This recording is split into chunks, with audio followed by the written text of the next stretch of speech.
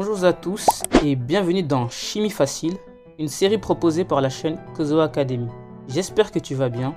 Avant de commencer, n'oublie pas de t'abonner à la chaîne, activer la cloche pour ne rien manquer. Et si cette vidéo t'aide, pense à mettre un like et à la partager avec des amis qui ont besoin d'un coup de pouce en chimie. Merci d'avance. Bienvenue dans cette nouvelle capsule. Non, attends, t'en fais pas. La raison pour laquelle t'as cliqué, c'est bien ce dont on va parler dans cette vidéo. Ne t'en fais pas, je te présente juste un petit truc avant de commencer. Donc, comme tu peux le voir, on est sur l'UA2, le chapitre 2 du coup. Là, on a fini le chapitre 1, bravo. Ok, maintenant le chapitre 2 est porté sur la réaction chimique et sa symbolisation. On va voir ça un peu en profondeur.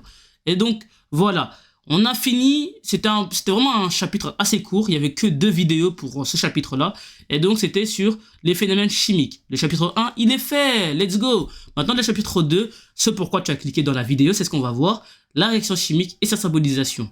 On est parti. Donc pour ce chapitre, eh bien l'objet de cette vidéo, on va le voir, c'est la conservation de la masse. Ce pourquoi, encore une fois, tu as cliqué, donc tu as vu, tu t'es pas trompé, reste jusqu'à la fin. Maintenant, il y a d'autres vidéos qui vont bientôt sortir et tout cela va couvrir le chapitre de la réaction chimique et de sa symbolisation. On finira par un gros exercice, bien qu'il y a d'autres petits exercices qui t'attendent à chaque fin de vidéo, comme celui-ci.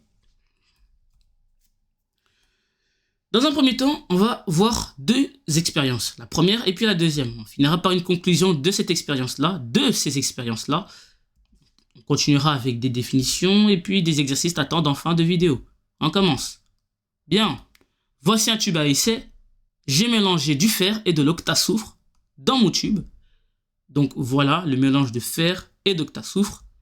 Et je vois qu'il n'y a aucune réaction. Voilà, c'est comme si je mettais du sel dans de l'eau, il n'y a pas de réaction. C'est juste que le sel il se dissout et c'est tout. Voilà, les deux ils se mélangent bien. C'est un mélange homogène ici. Je pense que c'est logique. Si tu le vois à l'écran, il n'y a aucune réaction. D'accord. Maintenant voilà. Ça, c'est toujours mon tube à essai. Hein. Il y a le fer et l'octasoufre dedans. Je vais le chauffer. Ok. Ça, c'est un échauffement local, c'est-à-dire c'est une flamme. Ok. Je vais le chauffer un peu. Et regarde un peu ce qui va se passer. Tiens, la couleur, elle a changé. Tiens, il y a des bulles. Ici, ça veut dire qu'il y a une émission de gaz. Tiens, c'est étonnant ça. Donc, il a fallu que je chauffe pour que la couleur change. Pour qu'il y ait des gaz qui... Ok, d'accord, c'est ça la première expérience.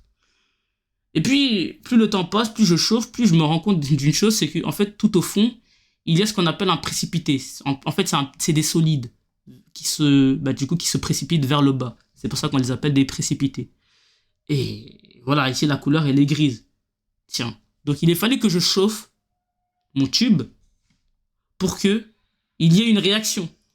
Que la couleur change, il y a du gaz qui s'émane et qu'il y ait formation d'un précipité. Ok, voilà l'expérience. Et donc, l'incandescence se prolonge avec formation d'un solide gris. Ça, c'est l'observation. Comme tu peux le voir, première observation, aucune réaction. Ensuite, après l'échauffement local, il y a incandescence, c'est-à-dire l'émission du gaz, qui se prolonge avec une formation d'un solide gris, de précipité. D'accord, voilà l'observation un peu. Le mélange fer-octasoufre a changé d'aspect après avoir chauffé le tout. Un solide gris est apparu sous l'effet de la chaleur. Une odeur piquante s'est dégagée, c'est ça le gaz. En fait, tu vois, si tu fais... Je te conseille pas de le faire. Non, ne le reproduis pas. Je te dis ce qui se passe lorsque je l'ai fait, d'accord ?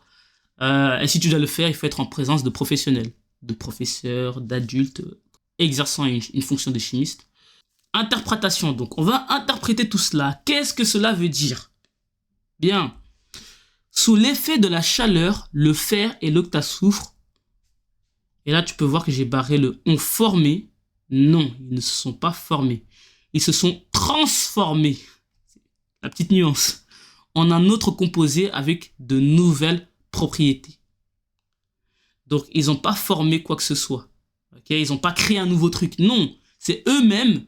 Ils se sont transformés, ils se sont changés en un autre composé avec de nouvelles propriétés. Et donc, ici, on voit le sulfure de fer 2. Eh bien, c'est le solide gris. C'est le solide, le précipité que j'ai à la fin. C'est ça, le sulfure de fer 2. Je te le dis, hein, voilà, comme ça tu sais. Et donc, résultat, qu'est-ce qu'on peut conclure ? le fer et l'octasoufre, tu mélanges le tout. Sous l'effet de la chaleur, ok, j'ai chauffé le truc. Ça a fait une réaction chimique. Ils se sont transformés en sulfure de fer 2. Donc j'avais mes deux réactifs qui se sont transformés et maintenant j'ai mon produit. Un de mes produits, parce que rappelle-toi, il y a du gaz aussi qui sort. Ben voilà, j'ai noté un de mes produits. Faisons l'expérience 2 dès maintenant. Voici du chlorure de plomb et de l'iodure de potassium. J'ai le même volume ici, j'ai 5 ml, ici j'ai 5 ml. Ici j'ai pesé, j'ai 6,85 grammes, ici 6,25 grammes. À peu près le même poids, d'accord?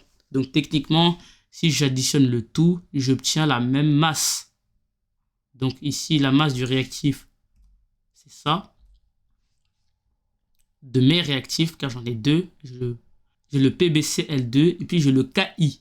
Oui, je sais, ça ressemble à la même chose. I, L, où est la différence? Désolé, hein, j'aurais dû changer la police d'écriture. Donc ici, c'est du I et ici, c'est du L, d'accord?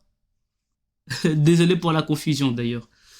Bref, du coup, voici la masse de mon chlorure de plomb et celui de mon iodure de potassium. La masse, techniquement, de mon produit, c'est la somme de ces deux-là. Là, maintenant, je vais mélanger mes deux solutions. Voilà ce que j'obtiens à la fin. Comme tu peux le voir, il y a un précipité au fond de mon tube à essai. Maintenant, je vais peser à nouveau du coup, mon produit. Et je vois que j'ai 13,35 grammes. Donc, c'est un peu la somme de mes deux réactifs.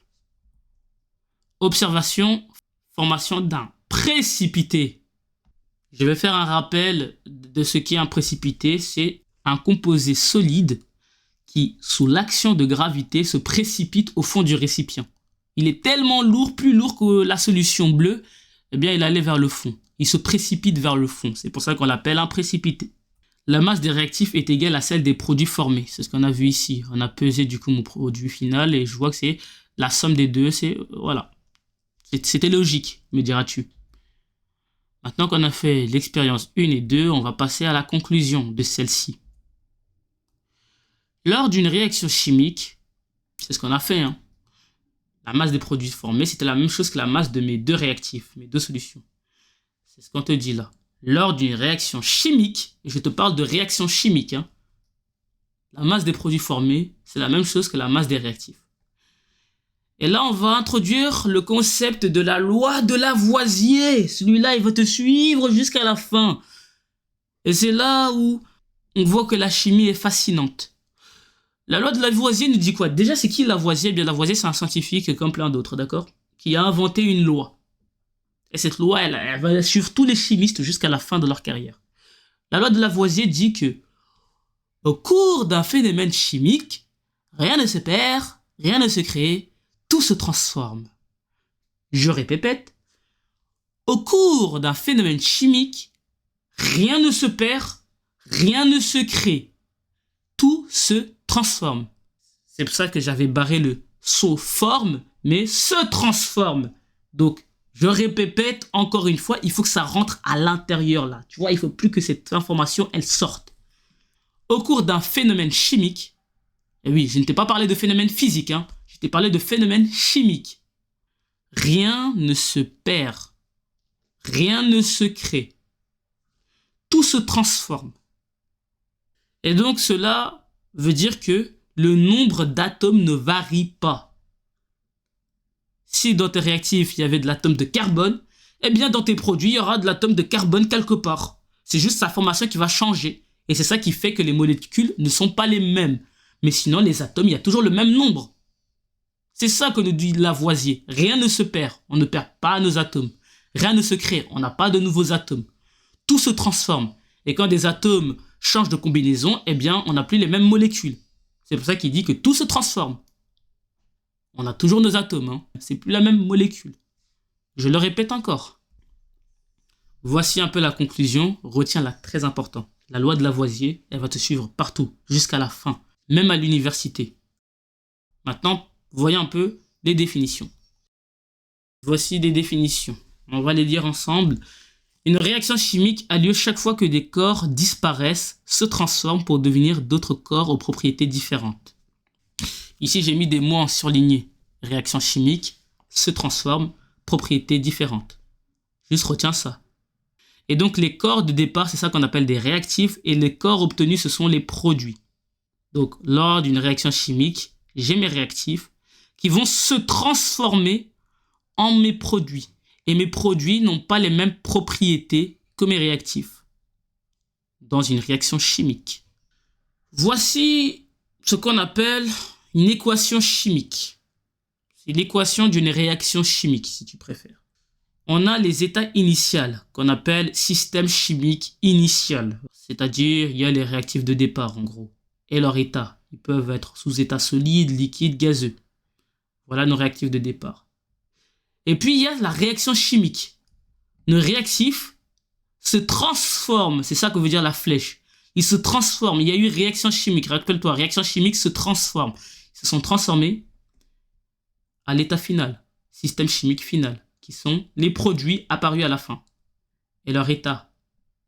Solide, liquide, gazeux. Voilà. Donc, j'ai mes réactifs qui ont fait une réaction chimique. Donc, qui se sont transformés en produits. Très important de savoir lire les équations chimiques. Et oui, en plus, je l'ajoute là, se transforme en. C'est ça que veut dire la flèche. Ok, maintenant qu'on a vu un peu les définitions, je te réserve un petit exercice. Voilà, exercice numéro 1. Le carbone réagit avec le dioxygène pour donner le dioxyde de carbone. Le dioxyde de carbone est A, le réactif, B, le produit, C, le réactif et le produit. Donc on a dit quoi? On a dit que le carbone réagit, en gros va réagir avec le dioxygène, le O2, pour donner le dioxyde de carbone, le CO2. Est-ce que le dioxyde de carbone est le réactif, le produit ou les réactifs et le produit à la fois? Je te laisse choisir. Exercice 2. Le fer et le soufre réagissent pour donner le sulfure de fer 2. Ce dernier a, réponse A, les mêmes propriétés que le fer, réponse B, les mêmes propriétés que le soufre, réponse C, les mêmes propriétés que le mélange, fer-soufre, réponse D, des propriétés différentes que celles du fer, du soufre et du mélange. Si tu as bien écouté jusqu'ici, normalement tu sais. Exercice 3. Utilise tes acquis. Voici 2 produits détartrants et l'étiquette de sécurité qui leur correspond. Ouais, les pictogrammes de danger, on l'avait vu dans la vidéo précédente. Voici l'étiquette de ces produits-là. Attention, ne pas utiliser en combinaison avec d'autres produits, eau de javel, soude, etc. Des gaz dangereux comme le chlore peuvent se libérer. Nocif en cas d'ingestion, risque de lésions oculaires graves, irritant pour la peau, comme pour tout autre produit d'entretien, se laver les mains après usage. En cas d'ingestion, consultez immédiatement un médecin. Voici les tâches à faire. A. Cite les dangers que peut présenter un détartrant. B. Cite les consignes de sécurité à adopter lors de son utilisation. Ce sont les conditions d'utilisation. Si tu as vu la vidéo sur les détartrants, écoute, tu sais déjà quoi faire. Bonne chance. Exercice 4. Une substance active, qu'on appelle le chlorure d'hydrogène, HCl, réagit avec le dépôt présent dans les percolateurs, les lave-vaisselle et même les cuvettes de toilette. Okay. Ce dépôt est du CaCO3, le calcaire. Voilà, c'est ça le calcaire. Quand on te parle de calcaire, on te parle de cette molécule, le CaCO3. C'est ça le calcaire que tu vas retrouver dans tes robinets, dans la chaude de tes toilettes et dans tes produits lave-vaisselle. Et même quand tu fais bouillir de l'eau dans ta théière, il y a aussi du calcaire qui arrive vers la fin en dépôt. Et donc on dit quoi? On dit qu'il y a une substance active, le chlorure d'hydrogène, qui réagit avec ce dépôt-là, avec le calcaire du coup. Et lors de la réaction, il se forme du dioxygène, du CO2, à l'état gazeux. Ok, d'accord. Ça, c'est ce que te dit la consigne. A, ta tâche à faire, du coup, c'est: s'agit-il d'une réaction chimique? Justifie. B, dessine le schéma du système en mentionnant l'état initial, l'état final, les réactifs et au moins un produit. De toute façon, il y a le correctif qui arrive bientôt, donc si tu galères, tu vas pouvoir te corriger à sa sortie. La capsule touche à sa fin. J'espère qu'elle t'aura été utile. N'hésite pas à soutenir cette chaîne qui est à but pédagogique, c'est-à-dire à but de soutien scolaire pour les élèves qui ont des cours de chimie de tout niveau. Et en laissant des likes, un abonnement et des commentaires, tu m'encourages à produire davantage et beaucoup plus rapidement ce genre de contenu qui, j'espère, ira jusqu'au niveau terminal. Oui, je m'appuie d'un manuel scolaire très détaillé sur la chimie pour produire mon contenu. Et cela me prend énormément de temps. Et donc, si tu as regardé la vidéo jusqu'ici, commente, soutiens pour m'encourager à continuer dans cette tâche noble. Merci, à bientôt.